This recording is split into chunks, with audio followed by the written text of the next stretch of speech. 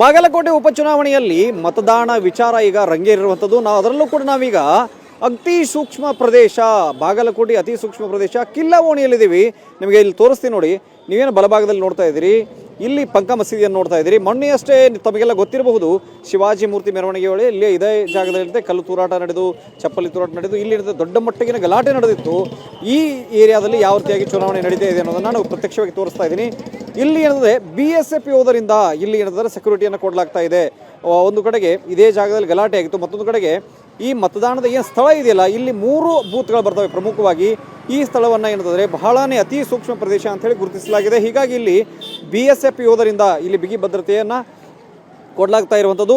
ಈ ಕಡೆಗೆ ಏನು ನೋಡ್ತಾ ಇದ್ದೀರಿ, ಇಲ್ಲಿ ಒಂದು ಬೂತ್ ಇರುವಂಥದ್ದು. ಮತ್ತು ಆ ಭಾಗದಲ್ಲಿ ನನ್ನ ಬಲಭಾಗದಲ್ಲಿ ತೋರಿಸ್ತೀನಿ ನೋಡಿ, ಇದು ಪಂಕ ಮಸೀದಿ ಅಪೋಸಿಟಲ್ಲಿ ಇರುವಂಥದ್ದು. ಇನ್ನೊಂದು ಕಡೆಗೆ ಇಲ್ಲೇನು ಗಣಪತಿ ದೇವಸ್ಥಾನ ಇತ್ತು, ಆ ಗಣಪತಿ ದೇವಸ್ಥಾನವನ್ನು ಏನು ಬ್ಲಾಕ್ ಮಾಡಲಾಗಿತ್ತು ಆ ಸಂದರ್ಭದಲ್ಲಿ, ಆ ದೇವಸ್ಥಾನದ ಎದುರು ಸಹ ಒಂದು ಬೂತ್ ಇರುವಂಥದ್ದು. ಅಲ್ಲಿಯೂ ಸಹ ಏನಂತಂದರೆ BSF ಯೋಧರಿಂದಲೇ ಅಲ್ಲಿಯೂ ಸಹ ಏನಂತಂದರೆ ಭಾರಿ ಬಿಗಿ ಭದ್ರತೆಯನ್ನು ಕೊಡಲಾಗಿರುವಂಥದ್ದು.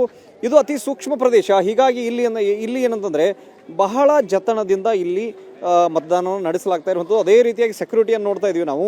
ಸೆಕ್ಯೂರಿಟಿಯೂ ಸಹ ಅದೇ ರೀತಿಯಾಗಿದೆ. ಇಲ್ಲೊಂದು ಕಡೆಗೆ ರಿಸರ್ವ್ ಪೊಲೀಸ್ ವಾಹನವನ್ನು ನೋಡ್ತಾ ಇದ್ದೀರಿ. ಮತ್ತೊಂದು ಕಡೆ BSF ಯೋಧರಿದ್ದಾರೆ, CRPF ಯೋಧರಿದ್ದಾರೆ. ಇನ್ನೊಂದು ಕಡೆಗೆ ಮುನ್ನೆಚ್ಚರಿಕಾ ಕ್ರಮವಾಗಿ ಇಲ್ಲಿ ಏನು ಮಾಡಿದ್ದಾರೆ ಅನ್ನೋದು ತೋರಿಸ್ತೀನಿ ನೋಡಿ. ಇದೇನಿದು, ಈ ಸರ್ಕಾರಿ ಶಾಲೆ ಇದೆ. ಮತಗಟ್ಟೆ ಸಂಖ್ಯೆ 116, 17, 18, 19.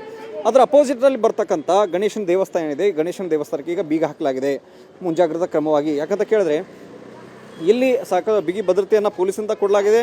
ಅತ್ತ ಮಸೀದಿಗೂ ಕೂಡ ಏನಂತಾರೆ ಬಿಗಿ ಭದ್ರತೆಯನ್ನು ಕೊಡಲಾಗಿರುವಂಥದ್ದು. ಇಲ್ಲಿ ಏನಂತಾರೆ ಪ್ರಮುಖವಾಗಿ ಗಣೇಶನ ದೇಗುಲಕ್ಕೆ ಈ ರೀತಿಯಾಗಿ ಏನಂದರೆ ಬೀಗ ಜಡಲೆ ಆಗಿದೆ. ಅಂದರೆ ಈಗ ಕಾರಣ ಏನಂತ ಹೇಳಿದರೆ ಅತಿ ಸೂಕ್ಷ್ಮ ಪ್ರದೇಶದಲ್ಲಿ ಮತದಾನ ಆಗ್ತಾ ಇದೆ. ಅಂದರೆ ಕಳೆದ ಹಿಂದಿನ ಚುನಾವಣೆಗಳನ್ನು ಕೂಡ ನೋಡ್ತಾ ಇದ್ದಾರೆ, ಎಲ್ಲಿ ಲಾಠಿ ಚಾರ್ಜ್ ಆಯಿತು ಅಂತ ಹೇಳಿದರೆ ಕಿಲ್ಲವೋಣಿಯಲ್ಲಿ ಆಯಿತು ಅನ್ನೋಂಥದ್ದು. ಅಂದರೆ ಈ ರೀತಿಯಾಗಿ ಅತಿ ಸೂಕ್ಷ್ಮ ಪ್ರದೇಶ ಅಂತೇಳಿ ಕರೆಸ್ಕೊಳ್ಳುತ್ತೆ. ಇಲ್ಲಿ ಏನಂದರೆ ಈ ರೀತಿಯಾಗಿ ಚುನಾವಣೆ ನಡೀತಾ ಇರುವಂಥದ್ದು. ಮತ್ತೊಂದು ಕಡೆಗೆ ಇಲ್ಲಿ ಜನ ಯಾವ ರೀತಿ ಆಸಕ್ತಿಯನ್ನು ತೋರಿಸಿದ್ದಾರೆ ಅನ್ನೋದನ್ನು ನೋಡೋದಾದರೆ, ಮಧ್ಯಾಹ್ನದ ಬಿಸಿಲಿದೆ, ಆ ಬಿಸಿಲಿನ ನಡುವೆಯೂ ಸಹ ಇಲ್ಲಿ ನಾವು ನೋಡ್ಬೋದು, ಇಲ್ಲಿ ಜನ ಬಂದು ಓಟನ್ನು ಹಾಕ್ತಾ ಇದ್ದಾರೆ. ಅಂದರೆ ತಮ್ಮ ಹಕ್ಕನ್ನು ಇಲ್ಲಿ ಚಲಾಯಿಸ್ತಾ ಇದ್ದಾರೆ. ಒಂದು ಸೂಕ್ಷ್ಮ ಪ್ರದೇಶ, ಗಲಾಟೆಯಾದ ಸ್ಥಳ ಇದು. ಆದರೂ ಸಹ ಏನಂತಂದರೆ ಇಲ್ಲಿ ಮತದಾನವನ್ನು ನೋಡ್ತಾ ಇದ್ದರೆ ಬಹಳ ಚುರುಕಿನಿಂದ ಸಾಗ್ತಾ ಇದೆ. ಇಲ್ಲಿ ತಾವು ನೋಡ್ಬೋದು, ಇಲ್ಲಿ ಒಳಗಡೆ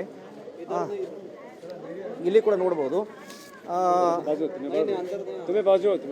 ಇಲ್ಲಿ ನೋಡ್ತಾ ಇದ್ದೀವಿ. ಇಲ್ಲಿ ಸಹ ಏನಂದರೆ BSF ಯೋಧರಿಂದ ಇಲ್ಲಿ ಬಿಗಿ ಭದ್ರತೆಯನ್ನು ಕೊಡಲಾಗಿರುವಂಥದ್ದು. ಸೂಕ್ಷ್ಮ ಪ್ರದೇಶ ಆಗಿರೋದ್ರಿಂದಾಗಿ ಸ್ವಲ್ಪ ಭದ್ರತೆಯನ್ನು ಹೆಚ್ಚಿಸಲಾಗಿದೆ.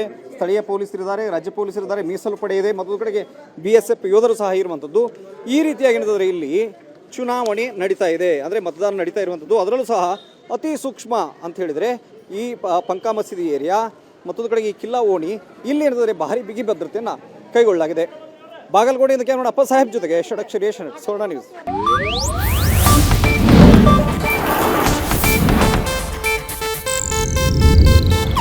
ಇದು ಏಷ್ಯಾನೆಟ್ ನ್ಯೂಸ್ ನೆಟ್ವರ್ಕ್ ಪ್ರಸ್ತುತಿ.